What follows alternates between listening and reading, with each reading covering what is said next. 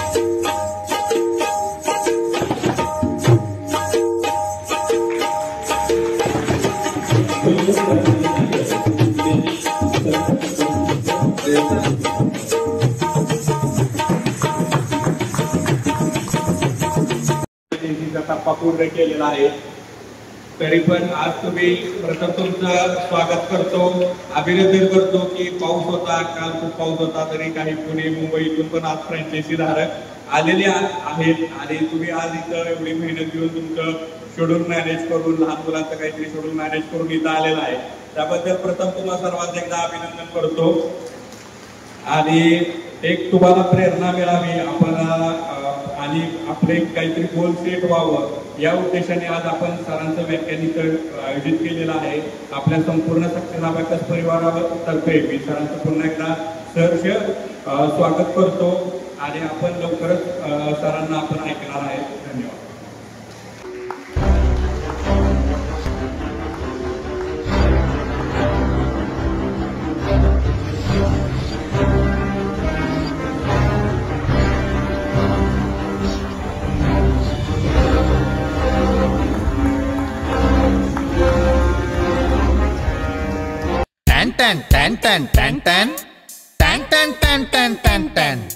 जीकेम आटा चक्की माझी दळणाची कटकट मिटली। टॅन टॅन टॅन टॅन टॅन टॅन टॅन टॅन टॅन टॅन टॅन टॅन गहू ज्वारी बाजरी millet spices cereals grind everything here जीकेम आटा चक्की। टॅन टॅन टॅन टॅन टॅन टॅन टॅन टॅन टॅन टॅन टॅन टॅन जीकेम आटा चक्की आता सर्व धान्य दळा घरच्या घरी। अनंत ट्रेडिंग कॉर्पोरेशन, शाही मस्जिद जवळ, राजपथ, सातारा। टॅन टॅन टॅन टॅन टॅन टॅन टॅन टॅन टॅन टॅन टॅन टॅन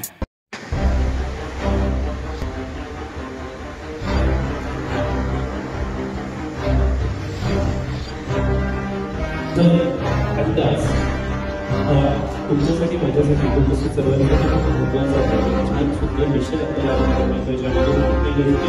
शिकायला आपल्याला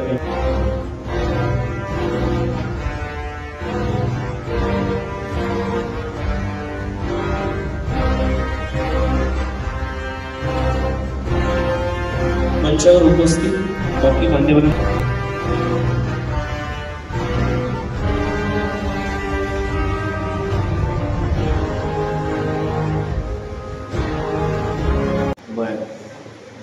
अकेला चला था अपने रास्ते, लोग आते गए, और कारवा बनता गया.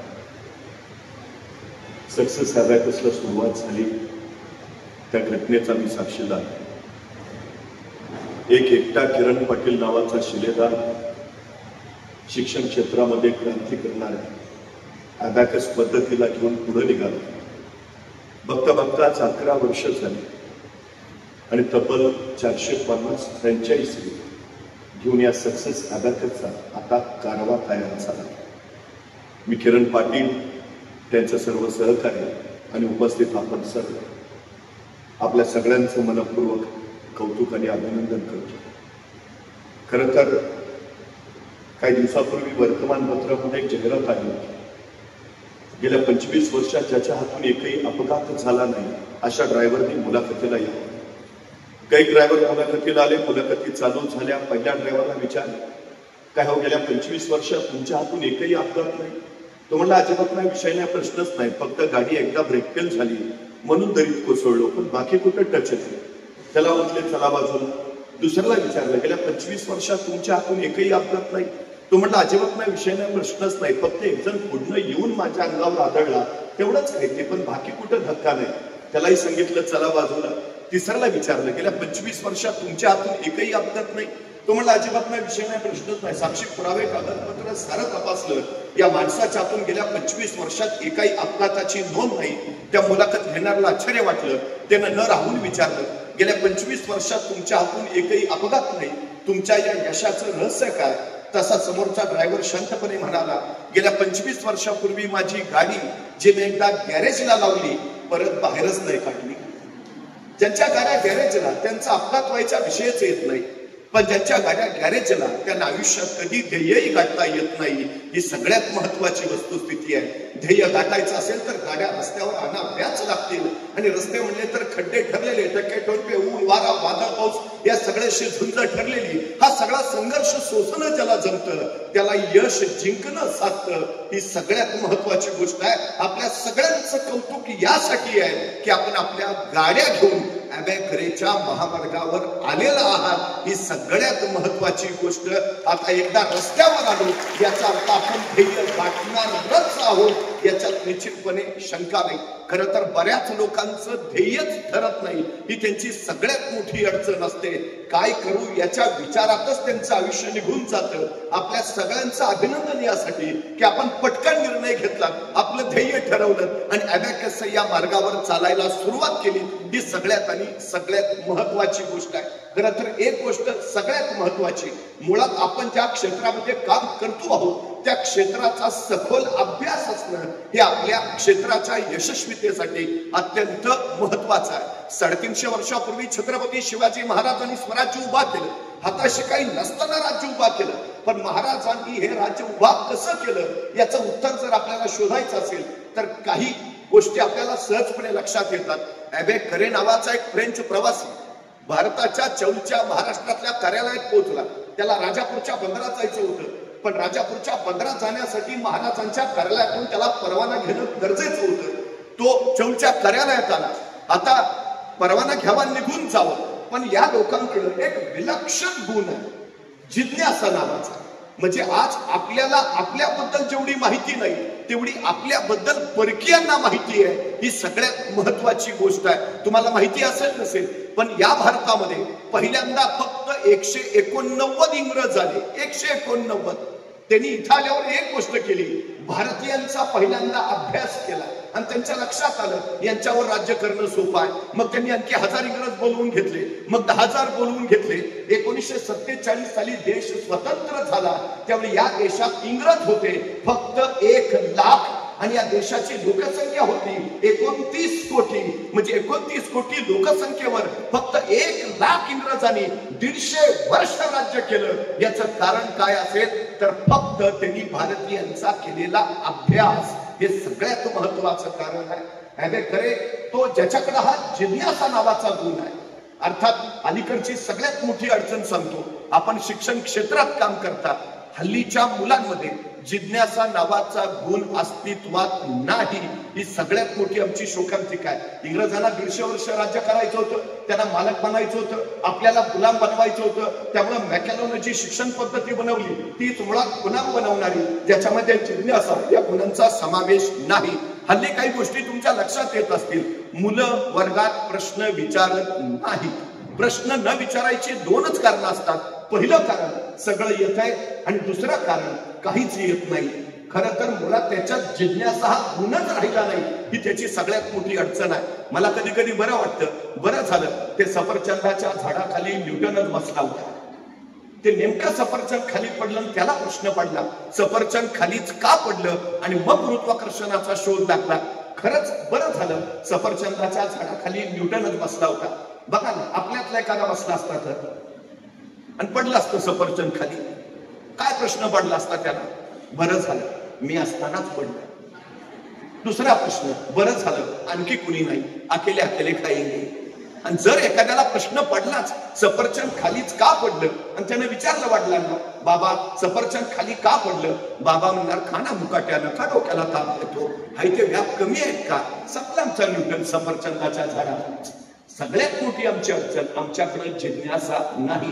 पण या परकीयांकडे मात्र विलक्षण जिज्ञासा आहे. या अबेकरेनं महाराजांच्या कार्यालयात आल्यावर पहिला प्रश्न विचारला, तुमच्या महाराजांचं सैन्य कमी, तुमच्या महाराजांचं सामर्थ्य कमी, तुमच्या महाराजांची संपत्ती कमी, पण तरीही तुमचे महाराज प्रत्येक लढाईत यशस्वी होत आहेत. तुमच्या महाराजांच्या यशाचं कारण काय? आणि महाराजांचा अधिकारी म्हणाला, महाराजांच्या यशाचं कारण एकच, अभ्यास, प्रचंड अभ्यास, विलक्षण अभ्यास. आमच्या महाराजांना सगळ्या क्षेत्रापर्यंतचा अभ्यास आहे. धर्मशास्त्र, अर्थशास्त्र, नीतिशास्त्र, समाजशास्त्र, राज्यशास्त्र, इतिहास, तोंडपाठ आणि भूगोल जणू महाराजांच्या नजरेत साठवलाय. अभ्यास हेच महाराजांच्या यशाचं सगळ्यात मोठं कारण आहे.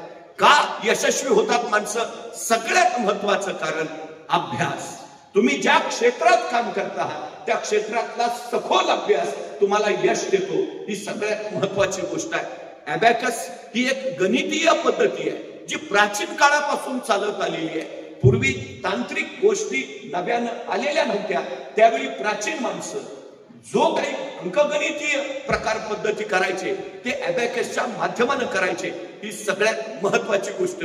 एका फ्रेम मध्ये काही मणी आणि त्या मण्यांचा वापर करून बेरीज, वजाबाकी, गुणाकार, भागाकार या सगळ्या गोष्टी केल्या जायच्या. चीन सारखा देश असेल, जपान सारखा देश असेल, या देशांमध्ये अबॅकस ही पद्धती अत्यंत महत्वाची मानली गेली. पण त्याहीपेक्षा सगळ्यात महत्वाची गोष्ट अशी आहे, फक्त आकडेमोड करणं हे अबॅकसचं काम आहे का? हल्लीच्या काळामध्ये आमच्या पालकांचं मुलांच्या शिक्षणाकडे अधिक लक्ष आहे. अधिक लक्ष आहे याचा अर्थ काय? तर त्याला उत्तम आणि सर्वोत्तम मार्क मिळाले पाहिजे ही पालकांची अपेक्षा आहे. अलीकडच्या शालेय अभ्यासक्रमांना बघितलं तर त्यांना सर्वोत्तम मार्क मिळणं सोपं आहे आणि ते मिळतातही. मार्क मिळतात, पण खरंच त्या मुलाची बौद्धिक क्षमता विकसित होते का? खरंच त्या मुलाची मानसिक क्षमता विकसित होते का? हा सगळ्यात महत्वाचा चिंतनाचा विषय आहे. एक गोष्ट आपण प्रामुख्याने लक्षात घेतली पाहिजे, ज्यावेळी अबॅकस होतं त्यावेळी इतर कुठल्याही गणितीय पद्धती अस्तित्वात नव्हत्या असं नव्हे. पण विद्यार्थ्यांची स्मरणशक्ती जर वाढवायची असेल, विद्यार्थ्यांची एकाग्रता संवर्धित करायची असेल आणि विद्यार्थ्यांना आत्मविश्वास द्यायचा असेल तर अबॅकस सारखी दुसरी सर्वोत्तम पद्धती नाही. हे अनेक प्राचीन गणितीय लोकांच्या लक्षात आलं. त्यामुळे देशोदेशांमध्ये या अबॅकस पद्धतीचा वापर व्हायला लागला. अलीकडच्या काळामध्ये आमचे विद्यार्थी खरंच उत्तम मार्क मिळवतात, पण खरंच त्याच्यामध्ये आत्मविश्वास आहे का? खरंच त्याला एकाग्रता साधता येते का? का तो परीक्षा आल्यावर सतत असं म्हणतो, मी अभ्यास केलाय खरं पण माझ्या लक्षात काहीच राहीना, मी पेपरला गेलो खरं पण पेपर हातात आल्यावर मला आठवेनाच काही. म्हणजे याचा अर्थ काय? त्याच्या स्मरणशक्तीला काहीतरी विचलित व्हायचं एक सत्र सुरू झालंय. मग हे सगळं कसं करता येईल? तर हे सगळं अबॅकस पद्धतीनं आपल्याला साधता येईल. ही सगळ्यात आणि सगळ्यात महत्वाची गोष्ट आहे. दुसरा एक महत्वाचा विषय आपण या गोष्टीत लक्षात घेतला पाहिजे की आज काय चालतं याच्याकडे जे बघत राहतात तेच करत राहतात ती माणसं आयुष्यात कधीही यशस्वी होत नाही. ही पहिली गोष्ट आपण लक्षात घेतली पाहिजे. 10 वर्षानंतर काय गरजेचं आहे, 15 वर्षानंतर या देशाला कशाची गरज आहे, 20 वर्षानंतर या जगात काय चालणार आहे, हा दूरदृष्टीचा भाग ज्याच्या मनात येतो ती माणसं यशस्वी होतात. ही सगळ्यात महत्वाची गोष्ट. आज जगातला सगळ्यात श्रीमंत माणूस कोण आहे? Elon Musk. जगातला सगळ्यात श्रीमंत माणूस. ही श्रीमंती काय पिढी जात आहे का? नाही, ही त्यानं स्वतःच्या वैयक्तिक आयुष्यात कमावलेली आहे. आज जरी ट्रम्प अमेरिकेचे अध्यक्ष असले तर अमेरिकेचा देश चालवण्यात प्रचंड मोठा हस्तक्षेप या एलॉन मस्क आहे. म्हणजे जगातली महासत्ता चालवण्याची श्रीमंती या एलॉन मस्ककडे आली कुठून?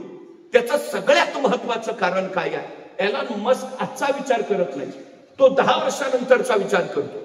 तो बसल्यावर पहिला विचार करतो की 10 वर्षात मला काय करायचंय, काय केलं पाहिजे मी. आणि एकदा त्याचं ठरलं की 10 वर्षात मला काय करायचं आहे, तो पुढचा लगेच प्रश्न घेतो की मला जे 10 वर्षात करायचं आहे ते मला 1 वर्षात कसं करता येईल.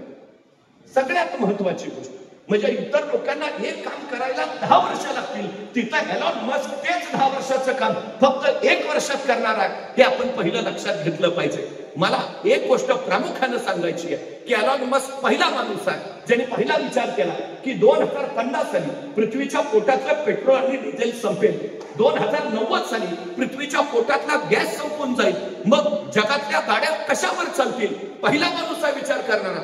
दुसऱ्याची टेस्ला कंपनी त्यांनी विकत घेतली आणि पहिली इलेक्ट्रिक कार टेस्ला नावाची त्यांनी जगाच्या बाजारपेठेत आणली. आणि आज सगळ्यात जास्त इलेक्ट्रिक कार निर्माण करणारा माणूस म्हणून आम्हाला एलॉन मस्कचं नाव घेतलं जातं. कारण उद्याच्या काळात पेट्रोल डिझेल गॅस चालणार नाही, ही सगळ्यात महत्वाची गोष्ट आहे. एलॉन मस्कची श्रीमंती कशावरनं?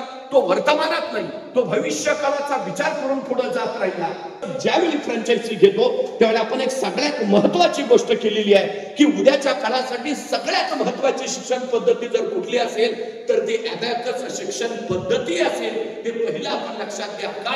एक काळ आला की कॅल्क्युलेटर्समुळे आता डोक्याचा वापर करायची गरजच बंद झाली. मला जे काही आपल्यावर करायचं मी कॅल्क्युलेटरवर करू लागलो. कॉम्प्युटर्स आले, माझ्या बुद्धीची क्षमता आणखी कमी झाली, मला बुद्धी वापरायची गरजच पडत नाही. आणि आता सगळ्यात मोठी गोष्ट आता आर्टिफिशियल इंटेलिजन्स. काही नाही केलं तरी तुम्ही करताय असं सगळं दाखवता येईल इतकं एआय पुढे गेलेलं आहे.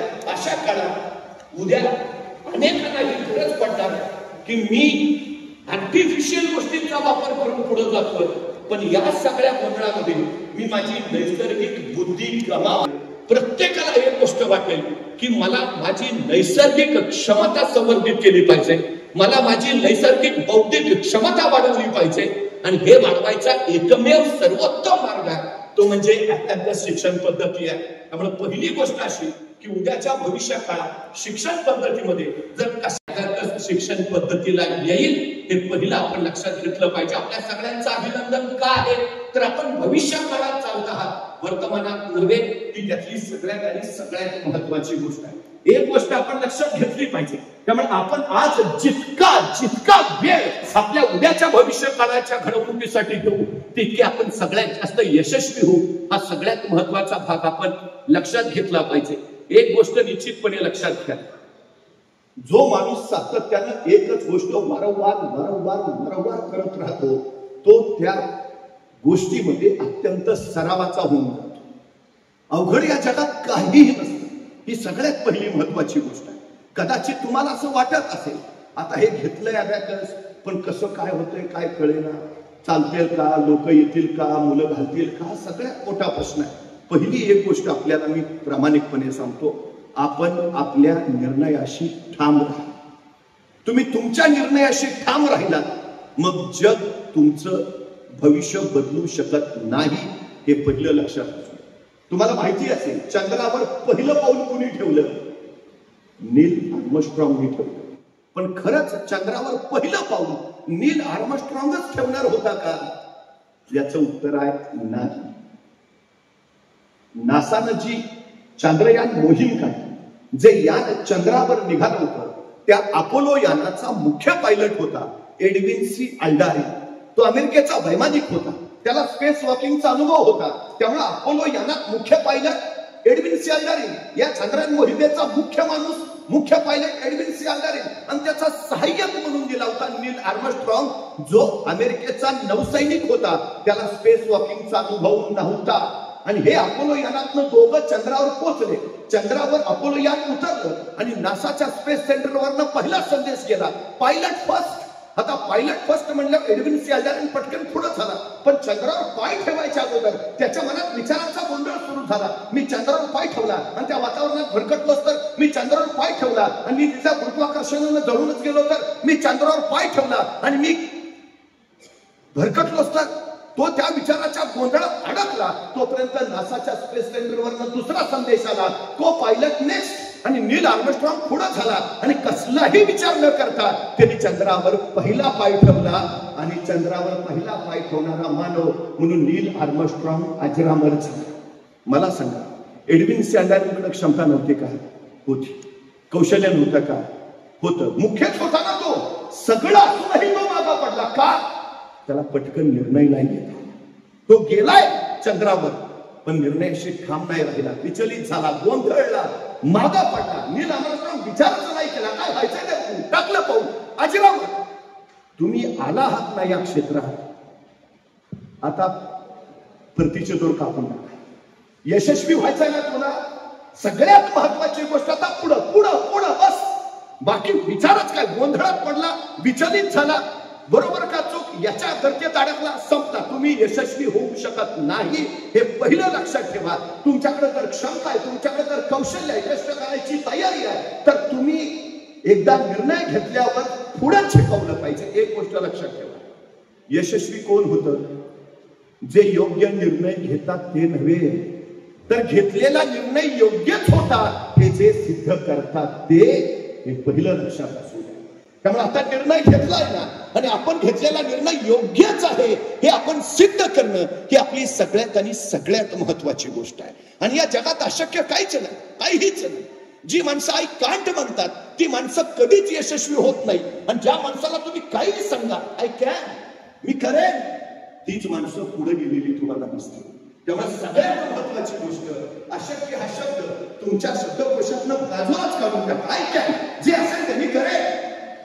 टेस्ला कंपनीचं मशीन टूल दिलं आणि या मस्कला 3 महिन्यात 50,000 कार बनवायची ऑर्डर मिळाली. 50,000 अशक्य आहे, पण एलॉन मस्क म्हणलाय काय, मी करेन. पण नेमकं मशीन टूल दिलं. फ्रान्सला मशीन टूल बनवणारी कंपनी आहे. एलॉन मस्कला कंपनीला सांगितलं मला मशीन टूल हवंय. फ्रान्सची कंपनी म्हटली पाठवून देऊ, पण पोचायला 2-3 दिवस तरी लागतील. एलॉन मस्क म्हटला एवढा कुठे वेळ आहे मला. त्यांनी स्वतःचं खाजगी जेट काढलं, फ्रान्सला पोहोचला, मशीन टूल घेतलं, संध्याकाळी कंपनीत काम रुकना नाही चाहिए. का? तो जगातला सगळ्यात जास्त श्रीमंत आहे. तो थांबत नाही, उद्या बघेन, परवा करेन, बघू ना 4 दिवसांनी, अजिबात नाही. काम रुकना नाही चाहिए. एकदा काम स्वीकारले ना, कामाशी प्रामाणिक मग बाकी ज्या काही गोष्टी असतील सगळ्या बाजू जे ठरलंय तेच, काम रुकना नाही चाहिए बस. त्याचं सगळ्यात महत्वाचं गणित आहे. परवा त्यांनी त्याचा 47वा वाढदिवस साजरा केला. कसा केला? जगातला सगळ्यात श्रीमंत माणूस आहे, त्याचा वाढदिवस. सगळ्या अमेरिकेत बॅनर लागले असते, आमचे आधारस्तंभ. काय सेलिब्रेशन असेल? जगातला सगळ्यात श्रीमंत माणूस काय केलं त्यांना माहितीये? 47व्या वाढदिवसात त्याचा 47वा वाढदिवस त्यांनी 24 तास अखंड काम करत सेलिब्रेट केला. त्या दिवशी तो 1 मिनिट झोपला नाही. 1 मिनिट, 24 तास अखंड काम. हे त्याच्या वाढदिवसाचं सेलिब्रेशन होतं. आमच्या 10वीच्या पोराचा वाढदिवस आला तरी ते वर्गात चॉकलेट वाटत फिरतंय, बड्डे आहे. आमची काय परिस्थिती? तुमचे वाढदिवस तुम्ही नाही, जगानं साजरे केले पाहिजेत. ही सगळ्यात महत्वाची गोष्ट. तुम्ही एवढा मोठं व्हायला हवं. तुम्ही मोठे कधी व्हाल? तुम्ही तुमच्या कामाशी प्रामाणिक. सगळ्यात महत्वाची गोष्ट आहे प्रामाणिक. हे सगळ्यात गरजेचं आहे. काय करावं लागेल त्यासाठी? वेळ फार महत्वाची आहे. मी वारंवार सांगतो, प्रत्येकाच्या यशात सगळ्यात मोठा वाटा कोणाचा जर असेल तर तो आहे वेळेचा. आपण सातत्यानं बोलत असतो, काय वेळ चांगली नव्हती, चांगलं झालं की नाही, वेळ आपली टॉपच होती. खरं सांगू, वेळ चांगली किंवा वाईट कधीच नसते. कष्टाच्या बळावर आपण यशस्वी झालो तर वेळ चांगली. कष्ट कमी पडले म्हणून आपण अपयशी ठरलो तर वेळ वाईट होते. वेळेचा काहीच दोष नसतो, ही पहिली गोष्ट लक्षात ठेवा. मला सांगा, जी माणसं यशस्वी झाली त्यांना किती तासाचा दिवस मिळतो? नाही, ते सचिन तेंडुलकरला 48 तास मिळतात ना दिवसाचे. आपण कॉमन मॅन 24 तास कसं शक्य आहे? झालंय का वास? या जगात सगळ्यांना समान मिळणारी एकच गोष्ट आहे, वेळ 24 तास. मिळालेल्या 24 तासाचा कोण कसा किती अचूक वापर करतो याच्यावर ठरतो तो किती यशस्वी होणार. हे सगळ्यात महत्वाचं आहे. वेळ वाचवता येत नाही, वेळ साठवता येत नाही, वेळ गोठवता येत नाही, वेळ घड्याळ बंद करून थांबवता येत नाही. वेळ एकदाच हाताशी येते. हाताशी आलेल्या क्षणाची ज्याला संधी करता आलं, संधीचं ज्याला सोनं बनवता आलं, तो जिंकतो. ही सगळ्यात महत्वाची गोष्ट आहे, सगळ्यात. त्यामुळे वेळ फार महत्वाची. तुम्ही तुमच्या करिअरच्या उद्याच्या भविष्यासाठी आजचा क्षण व्यतीत केलाच पाहिजे. ही सगळ्यात महत्वाची गोष्ट आहे, सगळ्यात महत्वाची.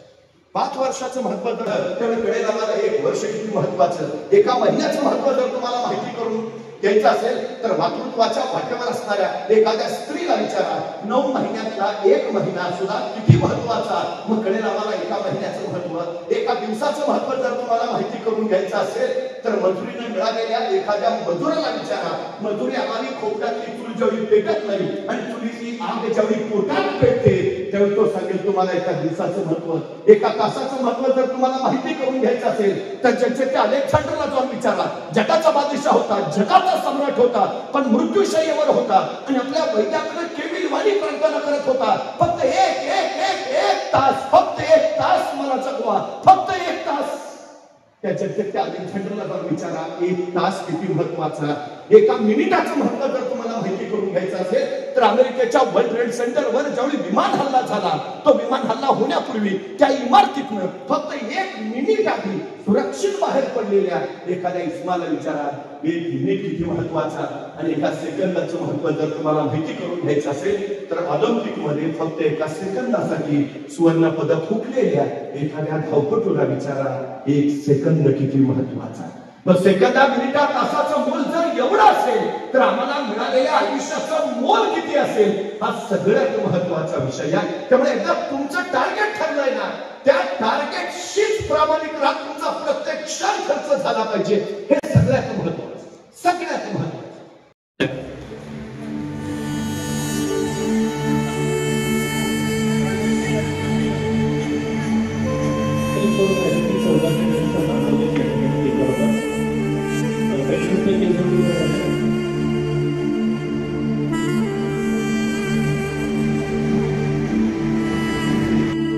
अपेक्षा आहे, कारण या सर्वांमुळे तुम्हाला ट्रेनिंग मिळते. अश्विनी पिसे यानंतर मंचावरती आमंत्रित करतो अमृता अश्विनी फडतरे, अपर्णा कदम, सुप्रिया बोलके. या सर्व ट्रेनर सोनाली कुराडे, सोनाली कुराडे कदम, सोनाली कदम गोवा, विद्या गोवा, प्रियांका गोगोले, योगिता पाटील, योगिता पाटील.